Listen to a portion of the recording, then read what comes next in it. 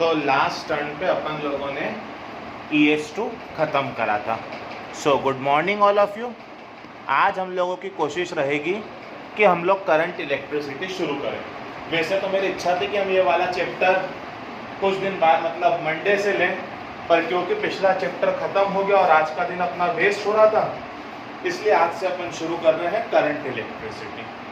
Current electricity शायद ऐसा एक चैप्टर का नाम आपने 10th में भी पढ़ा था, इलेक्ट्रिसिटी, याद है? तो करंट इलेक्ट्रिसिटी शुरू वहीं से होता है जहां से 10 शुरू हुई थी। सबसे पहले इलेक्ट्रिक करंट का फॉर्मूला। तो करंट क्यों फ्लो होती है? क्योंकि चार्ज फ्लो होता है। तो rate of flow of charge को ही हम लोग क्या बोलते हैं? Current. Rate of flow of charge को हम लोग क्या बोलते हैं? करंट। ये चीज बहुत अच्छे से ध्यान रखना, जिस डायरेक्शन में पॉजिटिव चार्ज फ्लो होता है उसी डायरेक्शन में करंट फ्लो होती है, और जिस डायरेक्शन में नेगेटिव चार्ज फ्लो होता है उसकी अपोजिट डायरेक्शन में करंट फ्लो होती है। जिस डायरेक्शन में पॉजिटिव चार्ज फ्लो होता है उसी डायरेक्शन में करंट फ्लो होती है, जिस डायरेक्शन में नेगेटिव चार्ज फ्लो होता है उसकी अपोजिट डायरेक्शन में करंट फ्लो होती है। Rate of flow of charge, rate of flow of charge, rate मतलब अपॉन में क्या आएगा? टाइम। तो आई का फॉर्मूला Q/T। करंट की यूनिट होती है एम्पियर, कूलम्ब, टाइम की यूनिट सेकंड। तो 1 एम्पियर की डेफिनेशन बता सकते हो? When 1 coulomb of charge is flowing in circuit for 1 second, the current is said to be 1 ampere. Current होती है स्केलर क्वांटिटी। किसी क्वांटिटी होती है स्केलर। स्केलर मतलब आप इसको एल्जेब्रिकली सम कर सकते हो।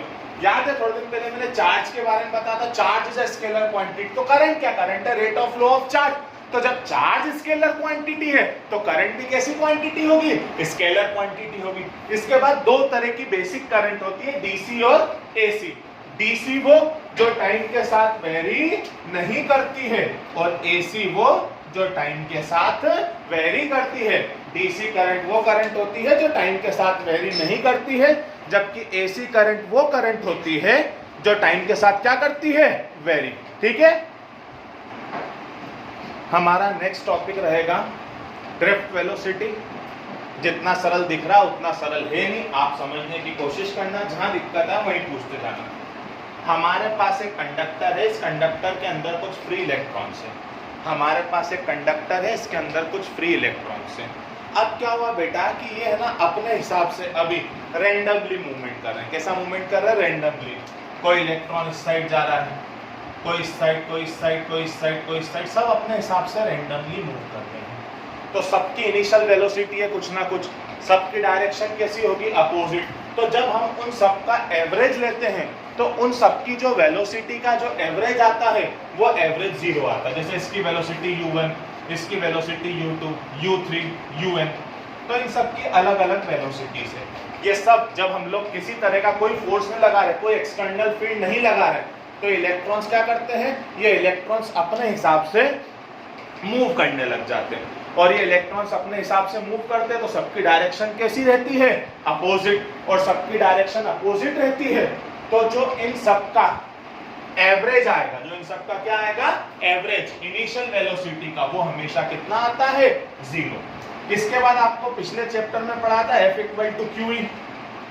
इसी को यूज करा, क्या फ्लो हो रहे हैं? इलेक्ट्रॉन्स। क्या फ्लो हो रहे हैं? इलेक्ट्रॉन्स। तो चार्ज कितना? इलेक्ट्रॉन्स। ये माइनस इसलिए आया क्योंकि F और दोनों की डायरेक्शन अपोजिट रहती है। और आपको बचपन से एक फॉर्मूला याद होगा, F = ma। यहाँ से हम लोग निकाल लेंगे एक्सीलरेशन। तो F = m है तो एक आई के इक्वल हो जाएगा F/m। F की वैल्यू यहाँ से पुट कर दी, -e। माइनस ई क्या है? इलेक्ट्रॉन। कैपिटल E क्या है? Electric field. अब हमको निकालनी है ड्रिफ्ट वेलोसिटी। तो ड्रिफ्ट वेलोसिटी बेसिकली है क्या है? फोर्स कहां से आया? अब हमने यहाँ पर एक क्या करा? यहाँ पर एक इलेक्ट्रिक फील्ड अप्लाई कर दी, यहाँ पॉजिटिव, यहाँ नेगेटिव। अब सारे इलेक्ट्रॉन क्या करेंगे? एक ही डायरेक्शन में फ्लो होंगे। सारे इलेक्ट्रॉन क्या करेंगे? एक ही डायरेक्शन में फ्लो होंगे। बस यही चीज को हम लोग बोलते हैं, यहाँ जो वेलोसिटी आएगी इसकी एवरेज फाइनल वेलोसिटी, इसी को हम लोग बोलते हैं ड्रिफ्ट वेलोसिटी। कौन सी वेलोसिटी बोलते हैं? Drift velocity. बचपन में पढ़ा था v = u + at। तो यहाँ पर आप ढंग से देखो तो u का एवरेज कितना आया? 0। ये टाउ, इस टाउ को हम लोग बोलते हैं रिलैक्सेशन टाइम। कौन सा टाइम बोलते हैं? Relaxation time. जो दो सक्सेसिव कोलिजन ऑफ इलेक्ट्रॉन में टाइम लगता है, जो दो सक्सेसिव कोलिजन ऑफ इलेक्ट्रॉन में टाइम लगता है, उसी को हम लोग बोलते हैं रिलैक्सेशन टाइम। क्या बोलते हैं? Relaxation time.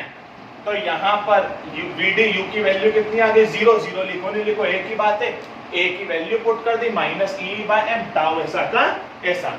अब इसका मॉड निकाल ले, तो मॉड निकाल ले तो हमारे पास ड्रिफ्ट वेलोसिटी का मैग्नीट्यूड आ जाएगा। तो मॉड लेंगे तो वेक्टर लगाने की जरूरत है नहीं, जनरली वीडी की वैल्यू आ गई। क्या आ गई? e τ/m। क्लियर है इतना? तो हमारा नेक्स्ट टॉपिक रहेगा मोबिलिटी। क्या रहेगा हमारा नेक्स्ट टॉपिक? मोबिलिटी। तो मोबिलिटी की डेफिनेशन ही सब कुछ क्लियर करती है। मोबिलिटी क्या होता है? मोबिलिटी रेशो होता है। काय का रेशो होता है? ड्रिफ्ट वेलोसिटी का रेशो इलेक्ट्रिक फील्ड से।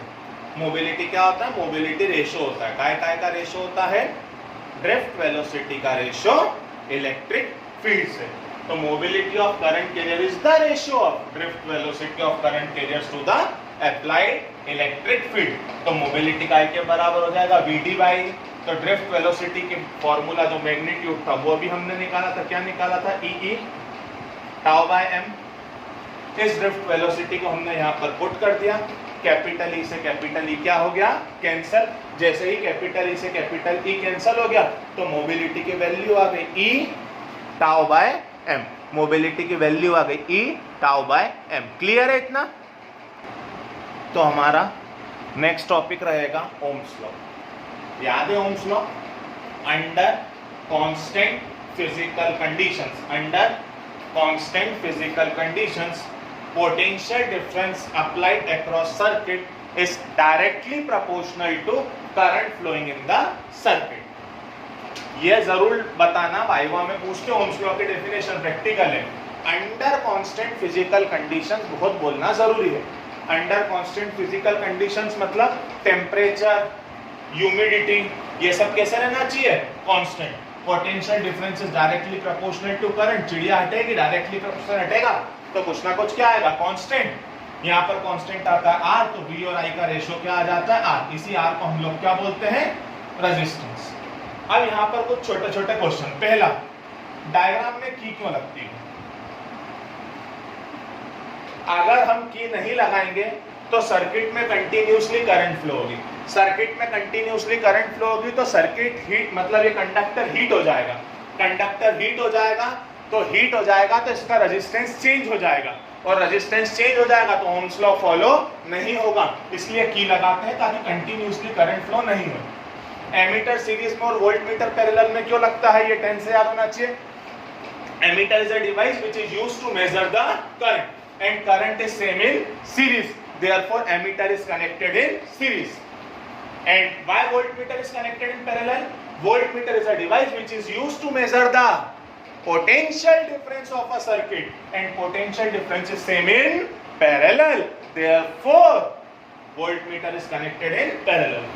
VI और IV ग्राफ दोनों बना सकते हैं। VI ग्राफ में जो स्लोप रहता है वो रेजिस्टेंस शो करता है, और जो IV ग्राफ में स्लोप रहता है वो शो करता है opposite of resistance, that is conductance. Opposite of resistance is called as conductance. I hope so इतना आपको क्लियर होगा। आज के लिए इतना काफी है। Thank you.